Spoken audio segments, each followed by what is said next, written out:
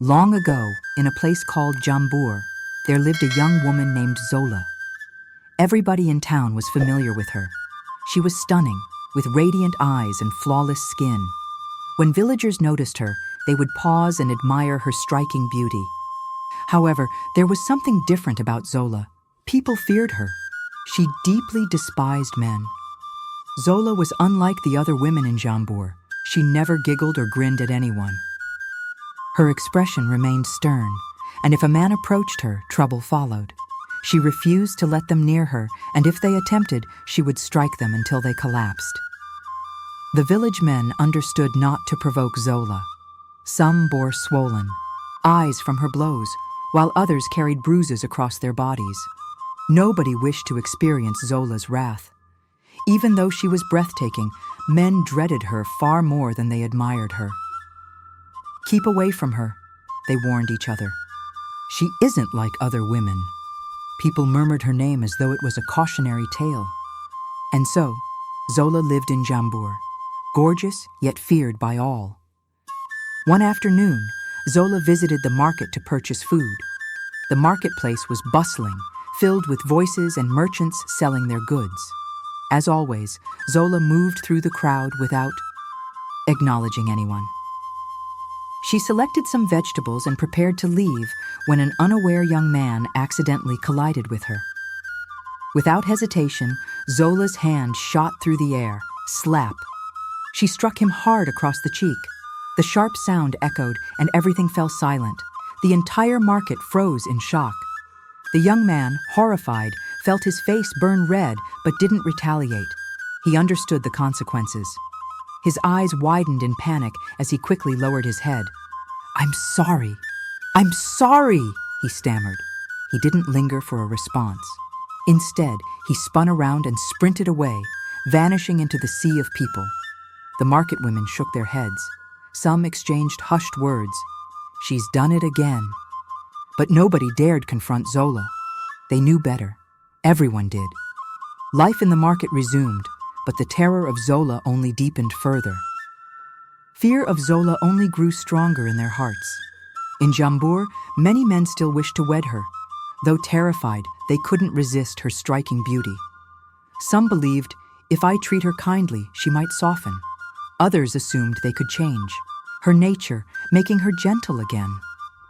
But they were all mistaken. One after another, the men approached Zola, offering gifts, whispering sweet words, and trying to win her over. But Zola remained unmoved. She saw right through their ploys. Any time a man dared come too close, she mercilessly attacked him. They left her home battered, some pleading for compassion. Yet Zola never granted mercy. Even a village chief was certain his son would succeed. "She won't lay a hand on my boy," he declared with confidence. The chief's son confidently visited Zola, smiling, believing his noble status would impress her. But Zola didn't care. The moment he tried to charm her, she struck him so hard that he lost 2 teeth. He returned home bruised, his mouth swollen, barely able to speak.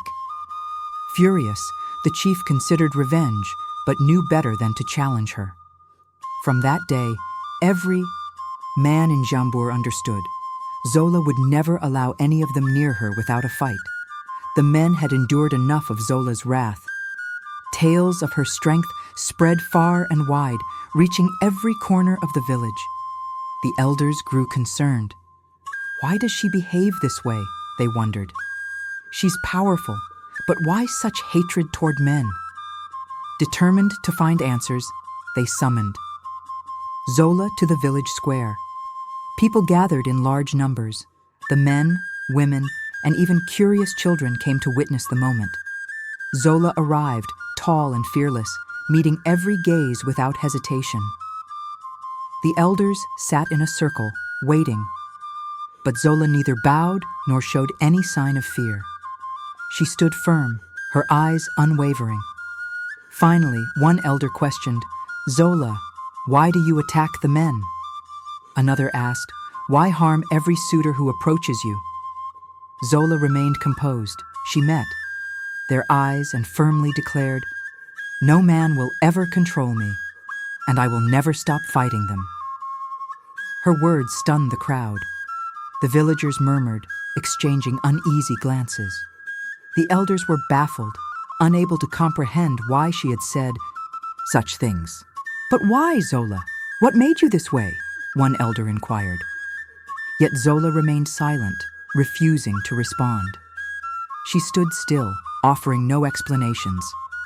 The elders had no option but to release her, left even more puzzled than before. They longed to uncover Zola's past, but she kept her secrets well hidden. The villagers returned to their homes, still murmuring about her strangeness. One scorching afternoon, Zola went to the river to collect water. The sun blazed overhead, and the path was uneven. As she made her way back, carrying a filled pot, her foot slipped on a loose stone, and she tumbled hard onto the ground. The pot shattered, and her ankle twisted painfully. She winced, attempting to rise, but the pain made it difficult. A farmer nearby noticed and hurried over to assist. He knelt down, reaching to tend her injured foot, hoping to stop the bleeding. But Zola misunderstood. She assumed he was trying to take advantage of her in her weakened state. Without hesitation, her fist shot forward. Bam! She struck him hard, sending him stumbling backward. "Don't you dare lay a hand on me," she roared, her eyes blazing with fury. The shocked farmer, clutching his swelling face, stammered, "I was only helping you." But Zola wouldn't hear it. Her anger surged, convinced he had bad intentions. The farmer, knowing better than to retaliate, simply stood up. In Jumbar, men were strictly forbidden from striking women under any circumstances. Bruised and aching, he limped away in silence, leaving Zola alone by the river. Word of Zola's sudden outburst spread like wildfire. "She attacked a man who only meant to help," villagers whispered. But no one confronted her. They feared what she was capable of. That day, her reputation as a terrifying force only grew stronger. Despite her fierce image, Zola's unmatched beauty caught the eye of the village prince. He admired her strength and independence. "No woman like her exists in Jumbar," he thought.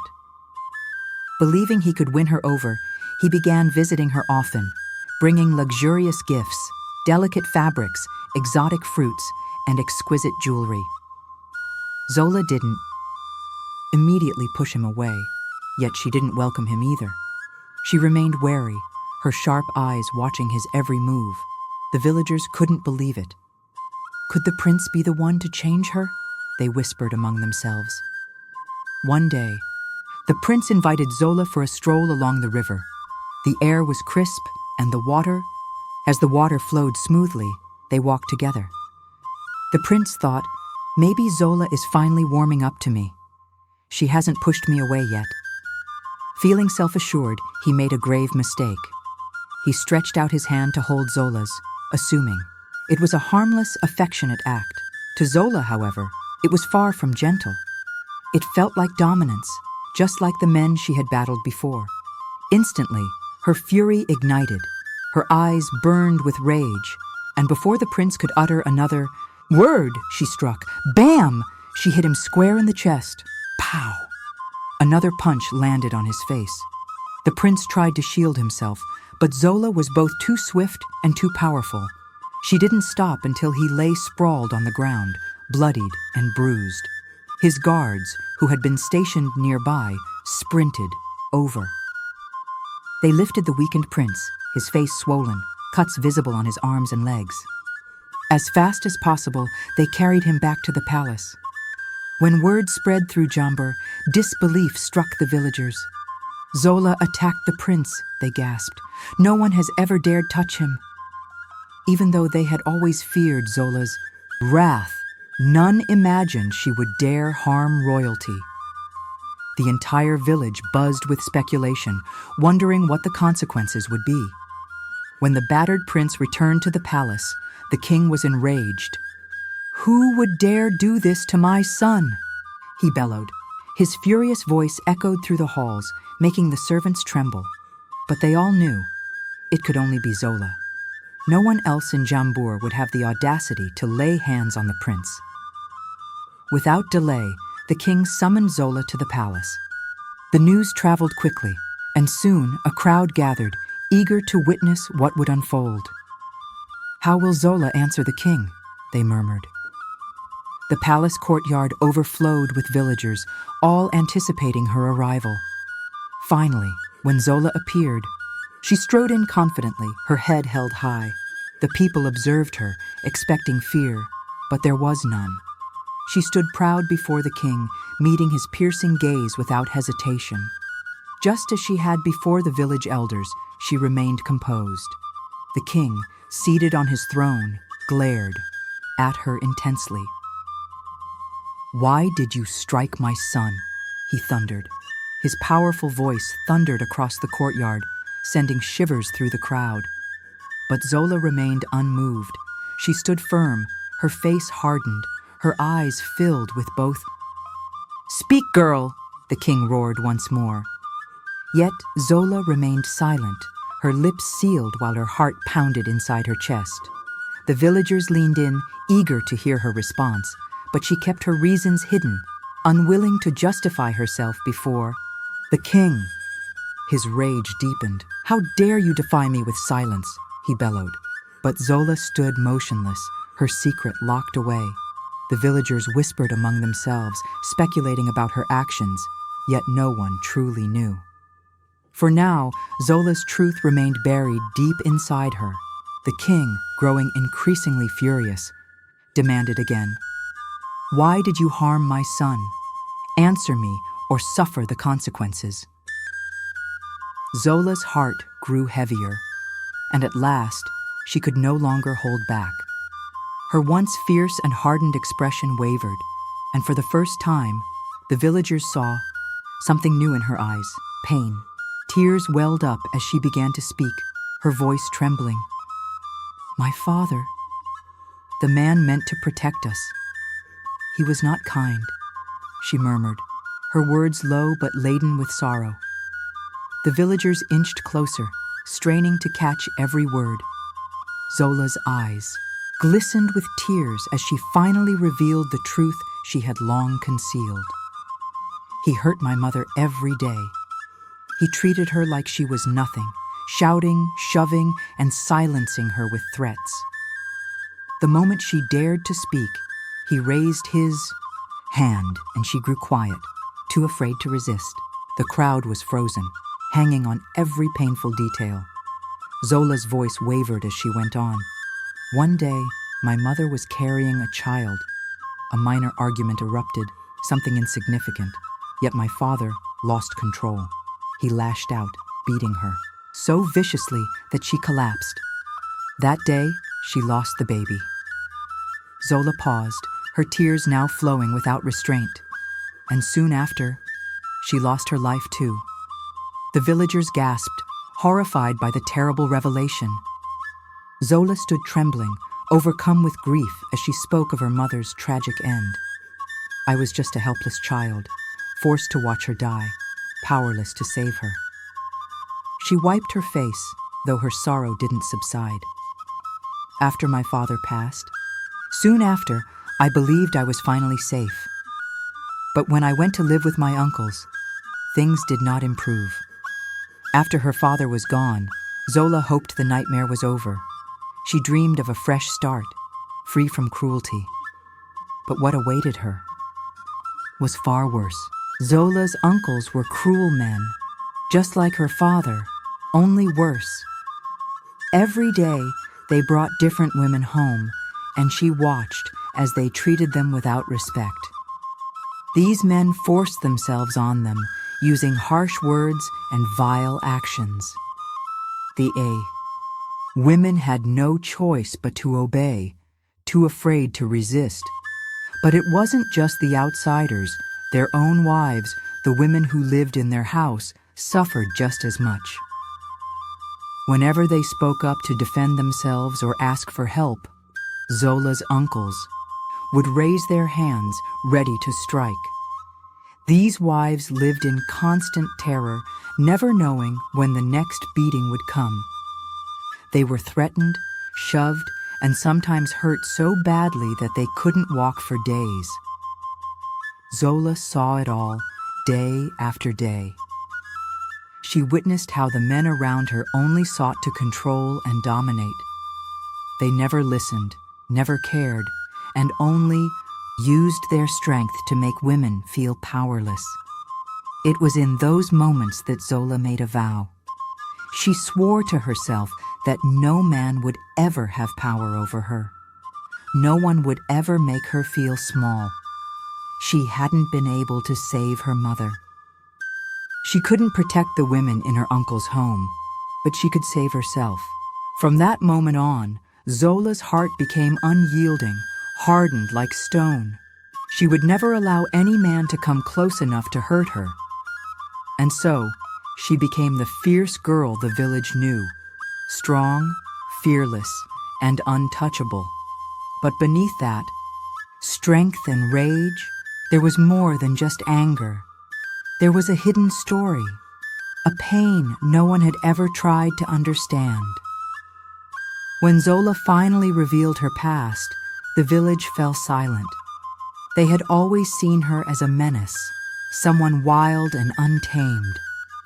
But now they realized she wasn't just fighting men for no reason. She had been protecting herself, guarding her heart against the pain and fear that had shaped her life. The men in the village, especially those who had felt Zola's fists before, lowered their heads in shame. They now understood that her strength came from a place of deep suffering. Some of them thought back to their own past actions. Had they too caused such pain without realizing it?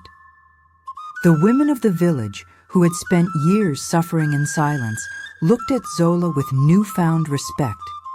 She wasn't just a fighter, she was a symbol.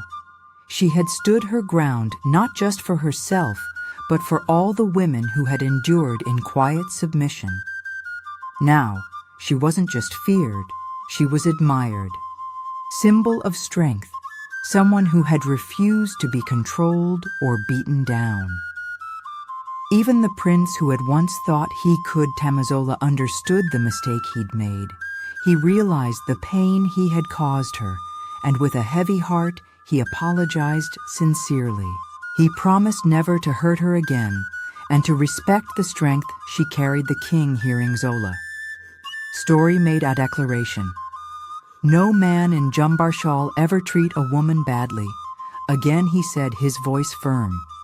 The uncles who had mistreated so many women were punished. For their cruelty the village had learned from Zolastri, and a new respect for women spread through the Lanzolas, till strong and fierce began to open her heart, just a little. She agreed to marry the prince not because she had been tamed, but because he had shown that he could respect her and value her for who she was. It wasn't about control.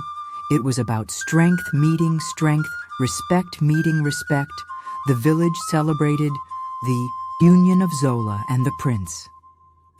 It wasn't just a mar of two people, but a story of healing and courage.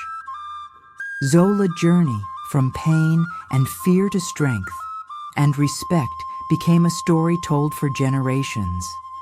It was the story of a girl who refused to be broken and a village that learned the true meaning of strength and respect.